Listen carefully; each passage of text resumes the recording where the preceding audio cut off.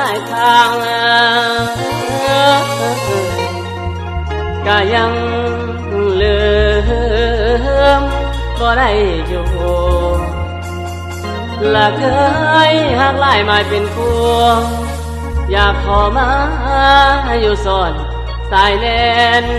อ้ายบ่เกี่ยวพันย้อนหักเขาศาสตร์นี่นานบ่ได้ความคือใจปองบ่ได้ดองเป็นสายแน่นเอิ้นว่าแฟนบ่ทันได้แล้วเขากลายเป็นห้อยซ้ำบุญเฮาทำ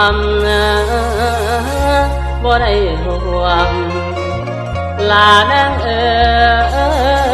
ยละหากบ่ได้น้ออยู่รวมเป็นห้อยซ้ำอยู่วางใจโอ้โหนี่น้อ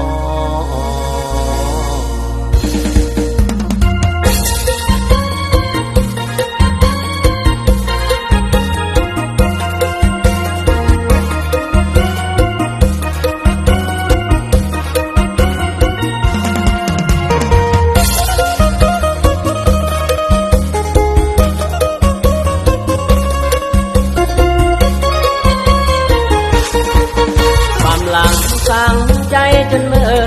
บางครั้งละเมอที่ทอดคือเก่าหลอกหลอนอีกแล้วน้อเฮาหลอกหลอนอีกแล้วน้อเฮาความบางครั้งเก่าเข้ามาหลอนใจลืมว่าท่านใดกายที่คนผ่านทรมานถ้าแค่หาทางแก้บ่มีเจ็บครั้งนี้ยิ่งใหญ่มาสานทรมานใจคักมากหลอกหลอนยามตกหลุมหักน้องคนนี้แต่มาเสียทีให้มีเมียก่อนขอโทษหลายเด้องามงอนขอโทษหลายเด้องามงอนให้มีเมียก่อนตอนน้องมาเจอขออภัยเด้อสาวนางอย่าได้ว่าอายหักนางเท่าปากแค่ใจอายบอกเขาแก่คิดแล้วแค้นแสนที่เสียดายหากพอมีความหมายระวังใจสองเฮานี้อายมีเมียเป็นตัวตนส่วนน้องหน้ามนก็มีเหมือนกันสิหาเจ้าดีบานได้พออาจปันใจให้ความสัมพันธ์อยู่ตนเมียอายเหมือนกันส่วนตัวน้องนั้นก็น่าจะรู้ตนแฟนหักแน่นแก่นปานดินฟ้า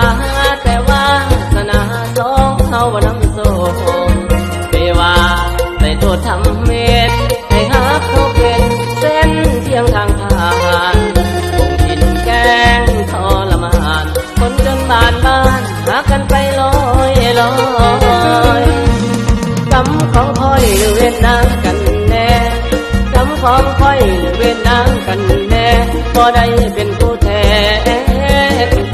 เพียงพอพบกันศาสตร์นี้นั้นบ่มีว่าที่โส